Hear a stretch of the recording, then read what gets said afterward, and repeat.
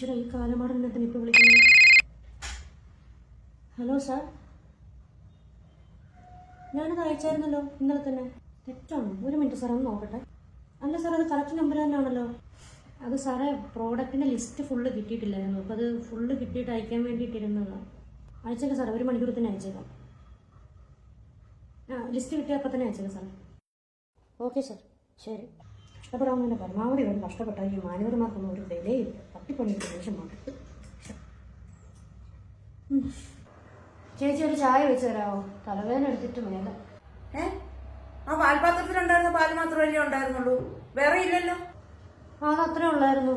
കൊച്ചിനുള്ള പാലിന് ഉച്ച കഴിഞ്ഞ് മേടിക്കണം. അവിടെ ഇരുന്ന പാല് കൊണ്ട് ഞാൻ ചായ വെച്ച് കുടിച്ചു.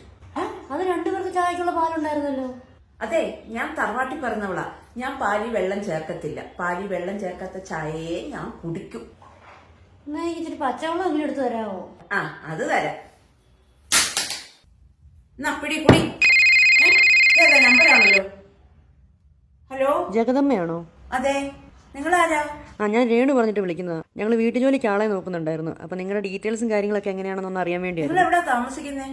ഞങ്ങളിവിടെ വി എം ഗ്രൂപ്പിൽ തന്നെയാ. അതെയോ?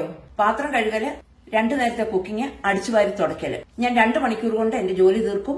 10,000 രൂപയാണ് എന്റെ ശമ്പളം. 10,000 ഇച്ചിരി കൂടുതലല്ലേ? അത് കൂടുതലാണ്. നിങ്ങൾ എന്നെ വിളിക്കണ്ടെന്നേ. ഞാൻ നിങ്ങളോട് പറഞ്ഞു എനിക്ക് ജോലി വേണമെന്ന്. പറഞ്ഞില്ലല്ലോ. ഞാനേ ഈ രൂപയ്ക്ക് 6 വീട്ടിലാണ് ഞാൻ ദിവസം ജോലി ചെയ്യുന്നത്. 10,000 രൂപ 6 വീടോ? അപ്പൊ ഇവർക്ക് മാസം 60,000 രൂപ ശമ്പളം. Oh my god. ഇത്രയും പഠിച്ചിട്ട് പേരുകേട്ട കമ്പനി ജോലി ചെയ്യുന്ന എനിക്ക് മാസം കിട്ടുന്ന 28,000 രൂപ. എനിക്ക് എന്നോട് തന്നെ കഷ്ടം തോന്നുന്നു.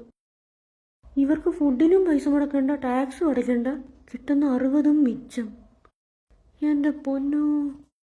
എന്റെ ജോലിയെല്ലാം കഴിഞ്ഞു, ഞാൻ പോവാം. ഇതെന്തോ നങ്ങൽ ചിപ്സോ? ഇതൊന്നും പിള്ളേർക്ക് കൊടുക്കരുത്. ഇതൊക്കെ ഏത് എണ്ണ ഉണ്ടാക്കുന്നതെന്ന് വിചാരിച്ചിട്ടാണ്. ഇതെല്ലാം പിള്ളേർക്ക് കൊടുത്ത് വല്ല അസുഖം വരും. ഇത് ഞാൻ എടുക്കുക. അതെടുത്തോ ചേച്ചി. എവിടെയെങ്കിലും വേക്കൻസി ഉണ്ടോ എന്നോടും കൂടെ പറയും. ഞാൻ നോക്കിയിട്ട് അതാ ഭേദം. ഉണ്ട്, 2 വീടുണ്ട്. അതെവിടെ? ഒന്ന് എന്റെ വീടും മറ്റേത് എന്റെ അനിയത്തിയുടെ വീടും. അവിടെ വലിയ പണിയൊന്നുമില്ല. ഫുഡ് ഉണ്ടാക്കണ്ട, പാത്രം കഴുകണ്ട. ഞങ്ങൾ ചെല്ലുന്ന വീട്ടിൽ നിന്നൊക്കെയാ കഴിക്കുന്നത്. അവിടെ ഒന്ന് തൂത്തുവാരി തുടയ്ക്കണം, ഞങ്ങളുടെ തുണി ഒന്ന് അലക്കണം. 5,000 രൂപ തരും. പിന്നെ അവിടെ പണിക്ക് വരുവാണെങ്കിൽ, വിശക്കുവാണെങ്കിൽ, കഴിക്കണമെങ്കിൽ വല്ലതും കൊണ്ടുവരണം. സമ്മതമാണെങ്കിൽ ഇപ്പൊ വരിക. 5,000 രൂപ തരും. ആലോചിച്ചിട്ട് പറഞ്ഞാൽ മതി.